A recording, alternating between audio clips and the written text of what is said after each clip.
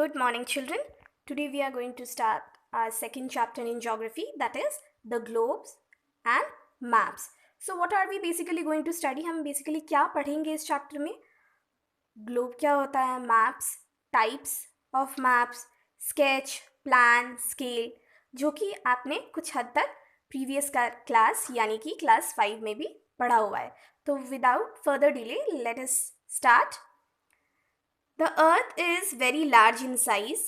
अर्थ काफ़ी बड़ा होता है साइज में. We cannot see the whole of the earth in its actual size and shape. हम पूरे अर्थ को उसके एक्चुअल साइज या फिर शेप में नहीं देख सकते हैं. Therefore we use models, photographs और maps to study the earth और एनी पार्ट ऑफ इट. तो इसी के वजह से हम या तो फोटोग्राफ या मैप्स को यूज़ करते हैं उनकी अर्थ के बारे में और भी जानने के लिए या उसके किसी हिस्से के बारे में ज़्यादा जानने के लिए. You have seen a photograph of the earth in previous lesson. आपने फोटोग्राफ देखा होगा अर्थ का पिछले वाले चैप्टर में. What is the shape of the अर्थ? क्या होता है शेप अर्थ का? It is round like a ball. ये बॉल की तरह राउंड होता है. This shape is called a sphere और अ स्फेरिकल शेप. इसी शेप को हम स्फेयर या फिर स्फेरिकल शेप बोलते हैं और जियोइड या फिर जियोइड बोलते हैं. In fact the earth is not a perfect sphere. यानी अर्थ परफेक्ट स्फेयर शेप का नहीं होता है. इट इज स्लाइटली फ्लैट और depressed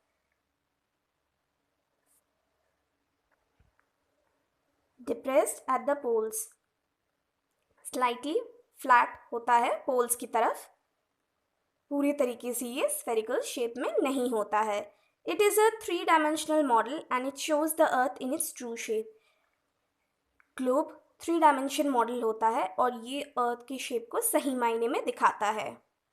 on the globe we get a very clear idea of the equator. हम ग्लोब में हमें बहुत अच्छे से नॉलेज मिलती है इक्वेटर के बारे में. It shows us that parallels of latitudes are circles and the meridians of longitudes are semicircles or arcs.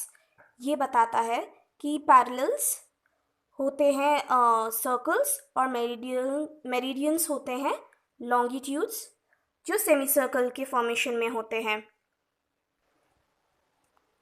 It also shows that all meridians of longitude converge at the poles.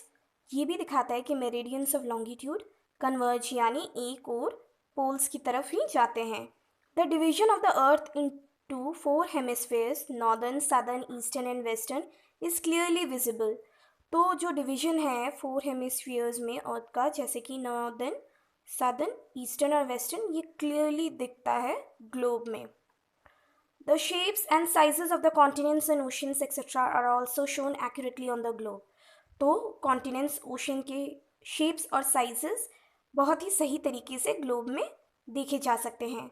The distances and directions are correctly shown on the globe. Distance और direction भी काफ़ी सही तरीके से globe में देखा जा सकता है. As we know a globe is a model of the earth in its true shape. तो जैसे कि हमें पता है कि ग्लोब है सही मायने में अर्थ के शेप को बताता है. We have seen that a globe is very useful to us. हमने ये देखा कि ग्लोब हमारे लिए बहुत यूज़फुल होता है. But the use of globe poses a number of problems. पर ग्लोब को इस्तेमाल करना बहुत ज़्यादा प्रॉब्लमेटिक हो सकता है. बहुत ज़्यादा प्रॉब्लम्स को भी फेस करना पड़ सकता है. First of all the globes are difficult to carry. सबसे पहले ग्लोब्स बहुत ही डिफ़िकल्ट होते हैं एक जगह से दूसरी जगह ले जाने के लिए. This problem is solve as the folding globes are now available. अब ये प्रॉब्लम भी सॉल्व हो चुका है क्योंकि आजकल फोल्डिंग ग्लोब भी बहुत आसानी से अवेलेबल है. These globes can be inflated with air and when they are to be carried the air can be taken out. इन ग्लोब्स को हम हवा इनमें भर के हम इनको यूज़ कर सकते हैं, कैरी कर सकते हैं. और जब हमें इनका यूज़ कर सकते हैं और जब हम इनको कैरी करना रहे तब हम इनके अंदर जो हमने हवा जो भरा था वो हम उनको निकाल सकते हैं. Such foldings globes can be carried in your pocket. अब इन फोल्डिंग्स ग्लोब्स को हम अपने पॉकेट में भी कैरी कर सकते हैं आसानी से. But there are some difficulties in the use of globes. But यहाँ पे भी कुछ डिफ़िकल्टीज आती हैं ग्लोब्स के इस्तेमाल में। One cannot see the entire surface of the earth at a glance. अब हम एक बार में पूरे अर्थ को नहीं देख सकते हैं ग्लोब के माध्यम से। Detail information about landforms, roads, railways, towns and villages etcetera can not be obtained on a globe. Details यानी ज़्यादा से ज़्यादा जानकारी लैंडफॉर्म्स, रोड्स, रेलवेज, टाउन्स या विलेजेस के बारे में हम ग्लोब के माध्यम से नहीं जान सकते हैं। For showing such details we use maps. और इन सारे डिटेल्स को दिखाने के लिए हम मैप्स का यूज़ करते हैं। सो बेसिकली मैप क्या होता है? A map is a flat symbolic representation of the earth और a part of earth surface drawn according to a scale. तो मैप होता है एक फ्लैट रिप्रेजेंटेशन अर्थ का या फिर अर्थ के किसी हिस्से का जो कि बनाया जाता है drawn according to a scale, जिसे बनाया जाता है स्केल के मुताबिक। तो यहाँ पे स्केल क्या होता है? The scale is the proportion between the actual or ground distance between two places on the earth and the distance between the same two points on the map। तो स्केल proportion होता है, proportion का यानी relationship होता है between the actual और ground distance, जो वाकई जो डिस्टेंस होती है अर्थ के सरफेस में दो जगहों के बीच में, और distance between the same two points on the map, दो जगहों के बीच की दूरी मैप में, इन दोनों के बीच का रिलेशनशिप होता है scale. Thus, if 2 points at a distance of 1 kilometer on the ground are shown 1 centimeter apart on the map, then the scale of the map will be 1 centimeter to a kilometer। तो अब अगर किसी दो जगहों के बीच की दूरी हम 1 किलोमीटर होता है अगर ग्राउंड यानी अर्थ के सरफेस में, तो उसे 1 सेंटीमीटर की दूरी पे हम दिखाते हैं मैप में। Then the scale of the map will be 1 centimetre to a kilometre. तो स्केल होगा मैप में 1 सेंटीमीटर 1 किलोमीटर के लिए। तो यहाँ पे यानी स्केल का मतलब होता है प्रपोर्शन, जिसका यानी मतलब रिलेशनशिप बिटवीन जो वाकई जो डिस्टेंस होती है दो जगहों के बीच में अर्थ के सरफेस में, और जो दो जगहों के बीच का डिस्टेंस होता है मैप में, इन दोनों के बीच का रिलेशनशिप ही होता है स्केल। अब हम यहाँ पे देखते हैं globe, a model of the earth in its true shape, map a representation of the earth और a part of it on a flat surface to a scale. Model globe होता है एक मॉडल ऑफ द अर्थ, बाकी उसकी shape में। Map होता है एक रिप्रेजेंटेशन अर्थ का और या फिर उसके किसी भी हिस्से का एक फ्लैट सरफेस में according to a scale. Scale, the ratio between the distance of 2 points on the map and the actual distance of the same points on the surface of the earth। तो ratio यानी the relationship दो जगहों के बीच में map में और बाकी जो डिस्टेंस होती है दो जगहों के बीच में सरफेस ऑफ द अर्थ, इन दोनों के बीच के रिलेशनशिप को हम स्केल कहते हैं।